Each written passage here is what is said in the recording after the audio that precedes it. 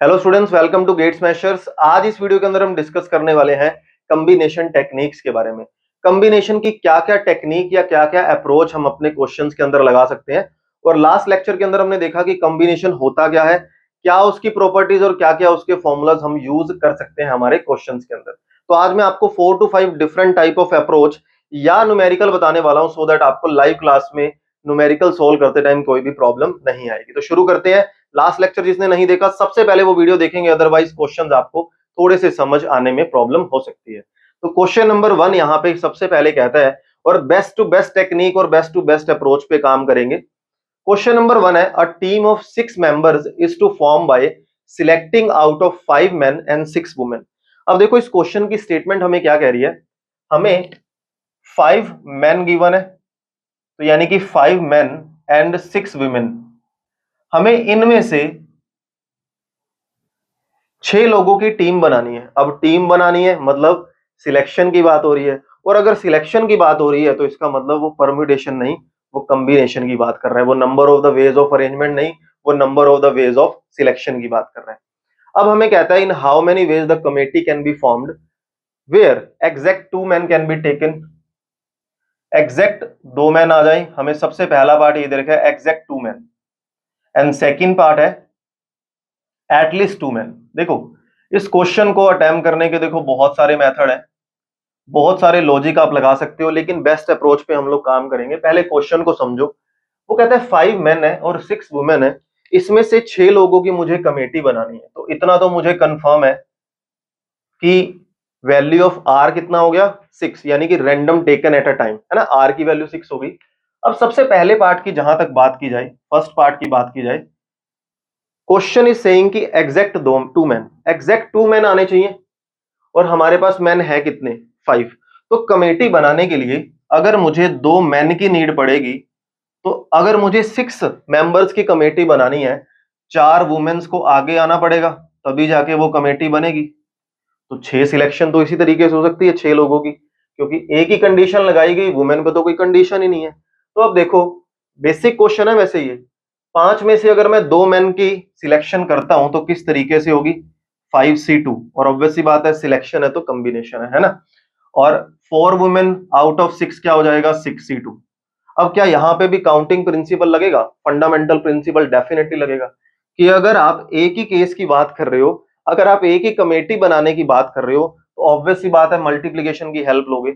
और कई क्वेश्चंस में मैं एडिशन भी यूज करूंगा, जहां पे मेरे केसेस बनते हुए चले जाएंगे, जैसा मैंने आपको फर्स्ट लेक्चर के अंदर बताया था। अब 5C2 हो गया ना, 4 वुमेन चूज करनी है तो 6C4 हो जाएगा। इसको थोड़ा सा ठीक कर लेना। 5C2 का मीनिंग क्या हो गया, 5 4 जा 20 डिवाइड बाई 2 दैट इज 10, और 6C4 हो गया 6 5 जा 30 बाई 2 दैट इज 15। तो 150 वेज से सिलेक्शन हो सकती है उन 6 मेंबर्स की, जिन 6 मेंबर्स में एग्जैक्ट 2 मैन होंगे, या आप ऐसा बोल सकते हो एग्जैक्ट 4 वुमेन होंगे। बात तो एक ही आने वाली है, क्योंकि मैं इसको आगे पीछे रख दूं इससे कोई फर्क ही नहीं पड़ेगा मल्टीप्लिकेशन टेक्निक में। तो total number of the veg कितने हो गए 150। अब अगर सेकंड क्वेश्चन की बात करता है, इसको 2 अप्रोच से काम कर सकते हैं हम लोग। कहता है कि एटलीस्ट 2 मैन, कम से कम 2 मैन आ जाए। एक बार इस क्वेश्चन की स्टेटमेंट समझो, फिर इसको थोड़ा सा घुमाते हैं। अगर वो कह रहा है कि 2 मैन आ जाए कम से कम, तो इसका मतलब क्या हुआ, या तो कम से कम 2 मैन आ जाए, या फिर 3 आ जाए, या फिर 4 आ जाए, या फिर 5 आ जाए। क्या 5 से ऊपर आ सकते हैं? 5 से ऊपर नहीं आ सकते, 5 से ऊपर नहीं आ सकते, क्योंकि 5 मैन से ऊपर है ही नहीं। तो अगर वो कह रहा है कि 2 मैन आ जाए कम से कम, तो 2 भी आ सकते हैं, 3 भी आ सकते हैं, 4 भी आ सकते हैं, और 5 भी आ सकते हैं। अब थोड़ा सा ध्यान दो, अगर मुझे 6 मेंबर्स की कमेटी बनानी है, तो 2 मैन के साथ कितनी वुमेन्स को आना पड़ेगा, 4 वुमेन्स को आना पड़ेगा, और यहाँ पे 3 वुमेन्स को आना पड़ेगा, यहाँ पे 2 वुमेन्स को आना पड़ेगा, और यहाँ पे 1 वुमेन को आना पड़ेगा। थोड़ा सा ध्यान से देखना, अगर मैं इतने लोगों की सिलेक्शन कर रहा हूं तो आंसर क्या होगा 5C2 मल्टीप्लाइड बाय 6C4। अगर मैं इतने लोगों की सिलेक्शन कर रहा हूं तो 5C3 मल्टीप्लाइड बाय 6C3। अगर मैं ये सिलेक्शन कर रहा हूं तो 5C4 इंटू 6C2। और अगर मैं ये सिलेक्शन कर रहा हूं तो 5C5 मल्टीप्लाइड बाय 6C1। और थोड़ा सा अगर ध्यान से हम लोग सोचें, ये केस भी पॉसिबल है, ये केस भी पॉसिबल है, ये चारों केसेस पॉसिबल हैं। तो जो भी इनका आंसर आएगा, ए बी सी डी, जो भी इनका आंसर आएगा, हम लोग उस पे क्या लगा के चलेंगे, हमारा काउंटिंग प्रिंसिपल के अकॉर्डिंग एडिशन लगा के चलेंगे। इनको क्या कर देंगे, ऐड, क्योंकि पहला केस भी पॉसिबल है, दूसरा भी, तीसरा भी और चौथा भी। अब बात करते हैं इसकी इजी अप्रोच की या बेस्ट अप्रोच की। इससे इस पे और ज्यादा अप्रोच अच्छे से क्या लगाई जा सकती है। इसने क्या बोला, कम से कम 2 मैन आ जाए। आप उल्टा लेके चलो, कम से कम 2 का मतलब क्या है, 1 वाला केस ना आए और 0 वाला केस ना आए। यानी कि अगर मैं बेस्ट अप्रोच की यहां पे बात करूं, बेस्ट अप्रोच क्या बोलती है, ये कह रहा है 0 मैन वाला केस नहीं आना चाहिए और 1 मैन वाला केस नहीं आना चाहिए। तो आप उल्टा ले लो, आप कह दो कि मैन या तो आ ही नहीं रहे या आ रहे हैं तो एक आ रहे हैं। अगर 0 मैन आ रहे हैं तो कितनी वुमेन्स को आना पड़ेगा, 5 वुमेन्स को आना पड़ेगा एक मैन के साथ। सॉरी, यहाँ पे 6 आएगा ना, 6 लोगों की कमेटी बनानी है, तो 6 वुमेन्स को आना पड़ेगा, यहाँ 5 को आना पड़ेगा। अब ये वो केस हो गया जो हमें नहीं चाहिए। और एक चीज देखो, अगर ये वाला केस आता है तो क्या आ जाएगा, आउट ऑफ 5 0, यानी कि 5C0 मल्टीप्लाइड बाय 6C6, और इसमें क्या लिखेंगे हम, 5C1 मल्टीप्लाइड बाय 6C5, यही होगा। अब एक चीज सोच के देखो, total number of the combination होंगी कितनी, total number of the combination होंगी, देखो 11 लोग हैं, 6 + 5, और हम कमेटी 6 की बना रहे हैं, तो total number of the arrangement इतने तरीकों से होगी, यानी कि 11 factorial divide by 6 factorial 5 factorial, और 11 को हम ऐसा लिख देते हैं 11 into 10 into 9 into 8 into 7 into 6 factorial, है ना। तो 6 फैक्टोरियल से 6 फैक्टोरियल गया, और 5 फैक्टोरियल की जगह हमने लिख दिया 120, ये हो गया 10 इंटू दिस 120, 4 2 जा 4 3 जा एंड देन 3 3 जा, तो आंसर क्या आ गया 22, 7 3 जा 21, 21 इंटू 2 42, 42 इंटू 11, तो आंसर आ गया 42 इंटू 40, 42 इंटू 11। आंसर एग्जैक्ट जो निकला वो निकला 462, यानी कि 462 टोटल वेज बन सकते हैं। और कितने हमें नहीं चाहिए, 5C0 का मतलब क्या है, 1 ओनली, 6C6 का मतलब क्या है, 1 ओनली, क्योंकि 6 factorial by 6 factorial into 0 factorial, तो एक तरीकों से ये हो सकता है। 5C1 हो गया 5, और 6C5 का मीनिंग हो गया 6, यानी कि 30। तो टोटल नंबर ऑफ द कितने ऐसे मेथड हो गए जब ये चीज केस उल्टा हो गया। तो अगर हमें रिक्वायरमेंट है कि कोई भी मैन ना आए, एटलीस्ट 2 मैन आए, तो जितने भी टोटल कॉम्बिनेशन बन रहे हैं उनमें से वो माइनस कर दो जो हमें नहीं चाहिए, आंसर वो आ जाएगा जो हमें चाहिए। अब इन सबको ऐड कर लो, 4 केसेस को, या फिर टोटल में से इन दोनों केसेस को माइनस कर दो, बात एक है। अब आप कहोगे सर फर्क क्या पड़ा, सिर्फ एक ही केस का तो फर्क पड़ा।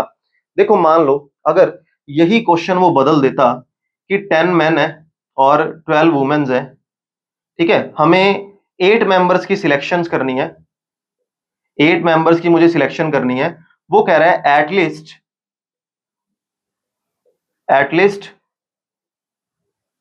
1 मैन, कम से कम एक मैन आए। अब कम से कम एक आने का मतलब क्या है, एक भी आ सकता है, 2 भी, 3 भी, 4 भी, 5 भी, 6 भी, 7 भी और 8 भी, तो वो सारे के सारे केस बनेंगे 1 से लेके 8 तक। आठों केस को हमें ऐड करना पड़ेगा, या उससे इजी तरीका आपके पास क्या आ जाएगा कि total number of the persons कितने हैं 22, हमें चूज कितने करने हैं 8, ये तो टोटल नंबर ऑफ सिलेक्शन होगी। हमें कहता है कि कम से कम एक मैन हो, यानी कि क्या चीज ना हो, 0 मैन वाला केस हटा दिया बस इसने, 0 मैन वाला केस हटा दिया। अब अगर 0 मैन हुए तो सारी वुमेन्स आएंगी, यानी कि 12C8, तो यही आंसर हो जाएगा। तो ऐसे केसेस में जहां पे बड़ी अप्रोच, बड़ी क्वांटिटी पे काम किया जाएगा, वहां पे इस अप्रोच से हम लोग काम करेंगे। तो ये तो था first question. Second question, I hope अच्छे से क्लियर हुआ आप सभी को। सेकंड भी वेरी फ्रैंक बहुत सिंपल सा क्वेश्चन है, सिंपल कॉम्बिनेशन है। Out of 5 consonants and 4 vowels, question की स्टेटमेंट समझो, out of 5 consonants and 4 vowels, हमें कह रहा है how many words each containing 3 consonant and 2 vowels can be formed। Simple question है। 5 कॉन्सोनेंट्स में से 3 हमें चूज करने हैं, आउट ऑफ 4 वोवल्स में से हमें 2 चूज करने हैं, और कितने टाइप के वर्ड्स बनेंगे? तो सिंपल सी बात है, 5 में से 3 अगर मैं लेटर चूज करता हूं तो 5C3, 4 में से 2 लेटर चूज करता हूं तो 4C2, और ये एक ही केस है तो मल्टीप्लाई कर दो। सिंपल कॉम्बिनेशन था। तो 5C3 का मीनिंग हो जाएगा 5 4 जा 20 डिवाइड बाई 2 10, और ये हो जाएगा 3 2 जा 6, तो 60 is the correct answer. Total number of the veg क्या हो जाएंगे? 60। बिल्कुल सिंपल क्वेश्चन था। क्वेश्चन नंबर 3 पे आ जाते हैं। थर्ड क्वेश्चन है, अ बॉय हैज, बहुत ही अल्टीमेट, बहुत ही प्यारा क्वेश्चन। कहता है boy has 3 library tickets out of and 8 books of his interest in the library. 3 उसके पास लाइब्रेरी टिकट्स हैं और total number of the 8 books है लाइब्रेरी के अंदर उसके इंटरेस्ट के अकॉर्डिंग। इन 8 बुक्स में से वो 3 बुक्स इशू कर सकता है, ऑब्वियस सी बात है। Now out of these 8 books he does not want to borrow math part 2, he does not want to borrow math part 2 unless math part 1 is also borrowed. यहां पे क्या कह रहा है? मैथ पार्ट 2 ये बुक वो तब तक परचेज नहीं करेगा, ये तब तक इशू नहीं करेगा जब तक उसके पास मैथ पार्ट 1 नहीं आ जाता। तब तक ये बुक इशू नहीं करेगा जब तक इसके पास मैथ पार्ट 1 नहीं आ जाता। केस M1 पे लगा या M2 पे, यहां पे ये समझने वाली बात है। अगर आप M1 पे केस लगाते हो क्वेश्चन को बहुत लेंथी करोगे। बेस्ट अप्रोच पे काम करते हैं। Now in how many ways this can be done, कितने तरीकों से वो 3 बुक्स की सिलेक्शन कर सकता है? थोड़ा सा एक बार प्यार से क्वेश्चन को समझेंगे। देखो 8 बुक्स हैं, 6 पता नहीं कौन सी हैं, लेकिन इसने इतना तो कंफर्म कर दिया ना कि एक मैथ पार्ट 1 है और एक मैथ पार्ट 2 है, और कंडीशन M1 पे लगाई या M2 पे लगाई? कंडीशन M2 पे लगाई कि M2 वो बुक तभी लेगा जब वो M1 बुक ले रहा है। तो इसका मतलब ये थोड़ी है कि M2 बुक उसको लेनी ही पड़ेगी, ये जरूरी नहीं है ना। M2 बुक अगर मान लो नहीं ले रहा फॉर एग्जांपल, M1 की सिलेक्शन तो कर सकता है क्योंकि इसने M1 पे कंडीशन नहीं लगाई।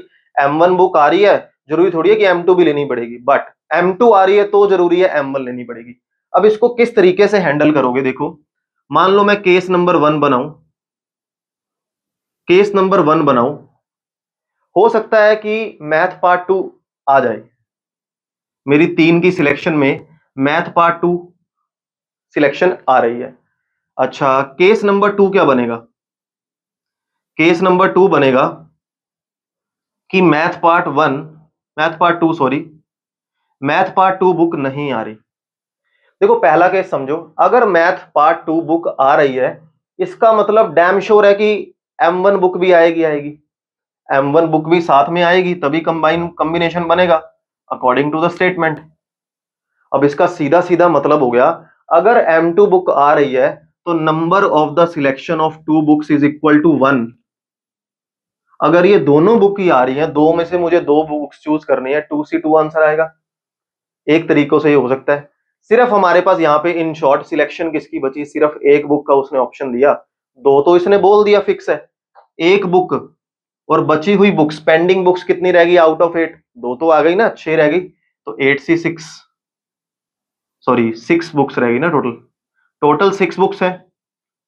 8 थी हमारे पास, 6 रह गई, उसमें हमें कितनी चूज करनी है? 1, तो 6C1 क्या हो गया? ओनली 6 आंसर आ गया। हमें सिर्फ एक ही बुक चूज करनी है, 2 तो आ चुकी हैं। अगर वो मैथ पार्ट 2 बुक नहीं लेता, अब टोटल नंबर ऑफ बुक्स कितनी रहेगी? 7। क्या M1 पे कोई कंडीशन है? नहीं, वो आती है तो भी ठीक है, नहीं आती तो भी ठीक है। तो आउट ऑफ दीज 7 बुक्स अब हमारे पास ऑप्शन कितने खाली रह गए? 3, क्योंकि कोई भी बुक सिलेक्ट नहीं हुई। तो 7C3 का यहाँ पे मीनिंग क्या हो जाएगा? 7 × 6 × 5 divide by 3 factorial, that is 6। तो आंसर आ गया 35। अब आप कहोगे ये आंसर भी करेक्ट है, ये आंसर भी करेक्ट है, तो जब केसेस आ रहा है total number of the arrangements कितनी हो जाएंगी? Arrangements sorry selection 41 is the correct answer. 41 is the correct answer. I hope अच्छे से क्लियर हुआ। क्वेश्चन नंबर 4 की बात करते हैं। देखो अब तक का सबसे अल्टीमेट क्वेश्चन है क्वेश्चन नंबर 4। ये अपने आप में खुद एक अप्रोच है। अब आप कह सकते हो कि आने वाले ये जो 2 क्वेश्चन है ना, इनको एज अ फॉर्मूला भी हमेशा ध्यान रखना। देखो क्वेश्चन नंबर 4 की स्टेटमेंट पढ़ो, आपके सामने है। वो कहता है कि how many diagonals can be drawn by the vertices of a hexagon. यहाँ पे स्टेटमेंट क्या कह रहा है कि कितने डायगोनल्स हम बना के जा सकते हैं by the vertices of hexagon. Hexagon में कितने वर्टिसेस होते हैं?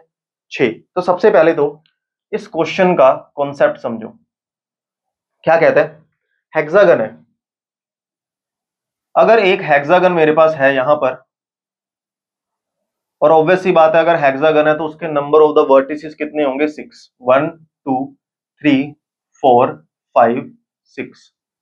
हमें स्टेटमेंट कह रही है इन 6 वर्टिसेस से how many diagonals are possible, कितने डायगोनल्स बन सकते हैं। सबसे पहली बात, यहां पे कंबिनेशन क्यों अप्लाई हुआ, परम्यूटेशन अप्लाई क्यों नहीं हुआ? सबसे पहली बात देखो, अगर मैं किसी भी 2 पॉइंट से बनने वाली लाइन के बारे में बात कर रहा हूं, for example this is point A and this one is point B, तो परम्यूटेशन क्या करेगा?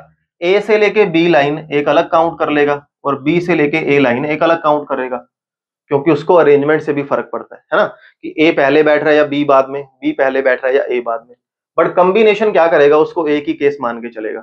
कंबिनेशन तो यही करता है, कंबिनेशन सिर्फ सिलेक्शन की बात करता है, तो इसलिए यहां पे हम कंबिनेशन लगाएंगे। अब बात आती है, सबसे पहली बात 6 वर्टिसेस हैं और मुझे लाइन बनानी है। एक लाइन बनाने के लिए कितने पॉइंट्स की रिक्वायरमेंट है? और सारे के सारे पॉइंट्स नॉन कोलिनियर है। स्पेशल बात, non collinear in the sense एक ही लाइन पे नहीं है, क्योंकि सेम लाइन बन जाएगी ना। तो 6C2 are the total number of the lines. 6C2 are the total number of the lines. But question की डिमांड है कि how many diagonals are possible. अब अगर डायगोनल्स मुझे निकालने हैं इन 6 पॉइंट से बनने वाले, टोटल लाइंस अगर 6C2 है, तो अगर सारी लाइन 6C2 है तो उसमें से 6 लाइंस ऐसी होंगी इन वर्टिसेस से बनने वाली जो कि साइड्स होंगी, तो उसको माइनस करना पड़ेगा। इसने ऐसा थोड़ी बोला कि total number of the sides are possible by 6 non collinear points, नहीं, इसने डायगोनल्स की बात की, तो तुम साइड माइनस कर दो। अब यहां पे आंसर क्या आ जाएगा? 6 5 30 divide by 2, 15 minus 6, that is equal to 9 is the correct answer. अब यहां से फॉर्मूला क्या निकल के आया? कभी भी एग्जाम में ऐसा कुछ क्वेश्चन आए कि how many diagonals are possible of a by the polygon, vertices of a polygon where n sides are there या n वर्टिसेस आर देयर, तो फॉर्मूला क्या बनेगा? nc2 माइनस में n कर दो, where n is the number of vertices या n is the number of non collinear points. तो n non collinear points है, total number of the lines, उसमें से हमने साइड्स माइनस कर दी, डायगोनल आ गया। ये केस डायगोनल को दिखा रहा है। और अगर मैं सिर्फ और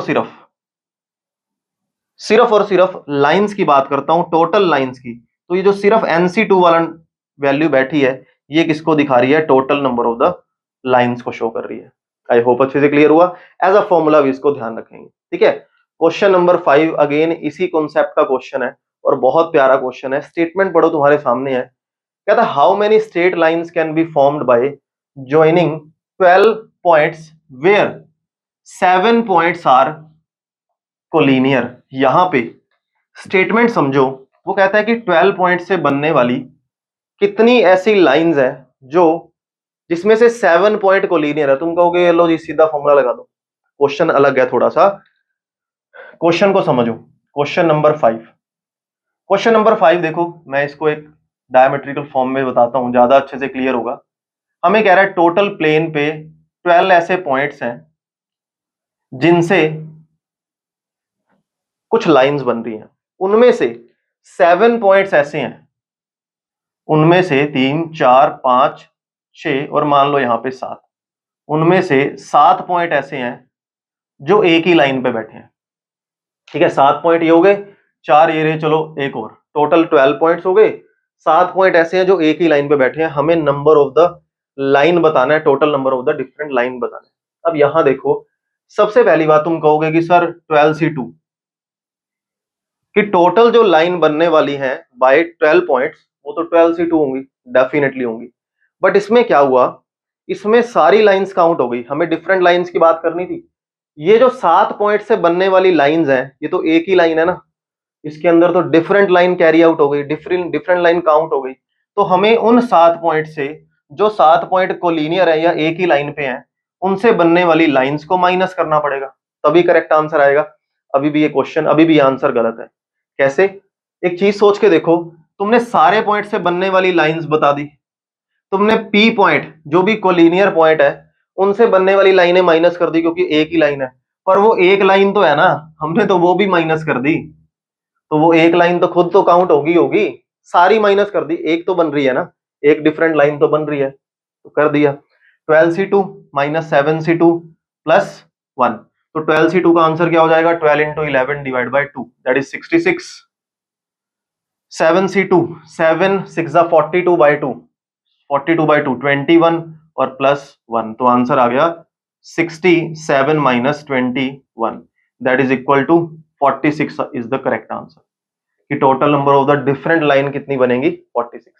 तो अब यहां पे अगर मुझे फॉर्मूला बनाना हो तो अब हम यहां पे एक फॉर्मूला भी बना सकते हैं कि NC2 माइनस PC2 और प्लस 1, यहां से एक फॉर्मूला बन के आ गया, if you want to find total number of the different lines, total number of the different lines by using n points where p points are collinear या p points are on the same line, तो सीधा value put कर दो, this is the formula, ये formula ही बन गया एक तरह से, है ना, this is the required formula. तो ये था question number 5। Question number 6 last question है, अल्टीमेट, अगेन अल्टीमेट क्वेश्चन है। देखो कहता है in a room everybody shakes hand with everybody, everybody shakes hand with everybody, total number of the handshakes are 6, find the number of the persons. Room में जितने भी लोग हैं वो सब एक दूसरे से हैंडशेक कर रहे हैं, ऑब्वियसली बात है कोई पर्सन खुद से तो नहीं करेगा ना, everybody handshake with everybody else.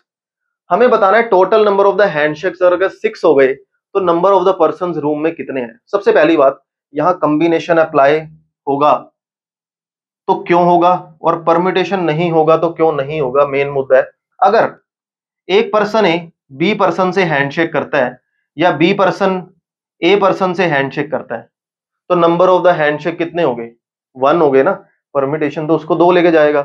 Varun sir मेरे से हैंडशेक करते हैं या मैं वरुण सर से हैंडशेक करता हूं, बात तो एक ही होगी। अगर आप परम्यूटेशन लगा रहे हो तो उसकी अरेंजमेंट के बारे में बात कर रहे हो, हम यहां नंबर ऑफ द सिलेक्शन की बात कर रहे हैं, डिफरेंट टाइप ऑफ सिलेक्शन की बात कर रहे हैं। तो टोटल नंबर ऑफ द, अगर मैं हैंडशेक्स को काउंट करूं, टोटल n मान लो नंबर ऑफ पीपल्स है, कितने लोग बना के, कितने लोग मिलके एक हैंडशेक बनाएंगे, 2, तो NC2 is the total number of the, are showing the total number of the handshakes, और total number of the handshakes है कितने, 6। समथिंग C2 किसकी वैल्यू 6 होती है, n इज इक्वल टू 4 आ गया, तो n इज इक्वल टू 4। इसको थोड़ा सोल्व करना चाहो तो भी कर सकते हो, दैट इज योर विश। अब इसको सोल्व कर लो चाहे, देखो कैसे। NC2 का मीनिंग क्या हो गया, n factorial by 2 factorial n minus 2 factorial which is equal to 6। n factorial को नेक्स्ट स्टेप में हम n माइनस 1 और n माइनस 2 फैक्टोरियल लिख सकते हैं, है ना। तो दिस कट बाय दिस, ऊपर जो वैल्यू बची वो क्या आ गई, n स्क्वायर माइनस n, 6 2 12, यहां पे आके माइनस आ गया, तो बस 2 ही फैक्टर बन रहे हैं, n minus 4 and n plus 3। एक आंसर यहां से किसके इक्वल आ गया, 4, और एक आंसर आ गया माइनस 3, तो minus is not possible. Total number of the different object या total number of the persons कैसे नेगेटिव में हो सकते हैं, तो 4 is the correct answer. I hope आपको जो जो डिफरेंट टाइप ऑफ टेक्निक्स मैंने यहाँ लगाई कॉम्बिनेशन में, आपको अच्छे से समझ आई होंगी। अब क्या कोई ऐसे क्वेश्चंस बन सकते हैं जिनमें टेक्निक्स डिफरेंट और जा सकती हैं, डेफिनेटली जा सकती हैं। तो ऐसे उन सारे क्वेश्चंस के बारे में हम लाइव क्लास के अंदर डिस्कस करेंगे कि कॉम्बिनेशन को लेके किस किस तरह से कौन कौन से क्वेश्चंस लग सकते हैं, इजी टू एडवांस क्वेश्चंस की बात करेंगे, और उन क्वेश्चंस के बारे में भी देखेंगे कि क्या कोई ऐसा स्टेटमेंट या सिचुएशन बन सकती है जहां हमें परम्यूटेशन एंड कॉम्बिनेशन दोनों को अप्लाई करना पड़ेगा, कि पहले वो कह देगा कि नंबर ऑफ द पीपल्स की सिलेक्शन करो, फिर उन सिलेक्शन किए हुए लोगों को, सिलेक्टेड किए हुए लोगों को अरेंजमेंट्स में लेके आओ। इस तरह के सारे क्वेश्चंस के बारे में बात करेंगे, हर चीज के बारे में बात करेंगे। तो मिलते हैं अगली वीडियो के अंदर। नेक्स्ट वीडियो में हम शुरू करने वाले हैं नेक्स्ट रिकॉर्डेड लेसन के अंदर प्रोबेबिलिटी, बेसिक प्रोबेबिलिटी के फॉर्मूला थोड़ा सा रिकैप लगा के जाऊंगा आपको। क्लास 9 10 प्लस 1 2 में जो हमने प्रोबेबिलिटी पढ़ी, थोड़ा सा बेसिक करेंगे प्रोबेबिलिटी का, and then will discuss about the conditional probability जो आपके सिलेबस में है। और मिलते हैं अगली वीडियो के अंदर। आई होप आपको सारे क्वेश्चंस बहुत प्यार से, बहुत अच्छे से समझ आए होंगे। मिलते हैं अगली वीडियो में, सेम टाइम सेम जगह अगले दिन। Have a good day to all of you, bye bye bye.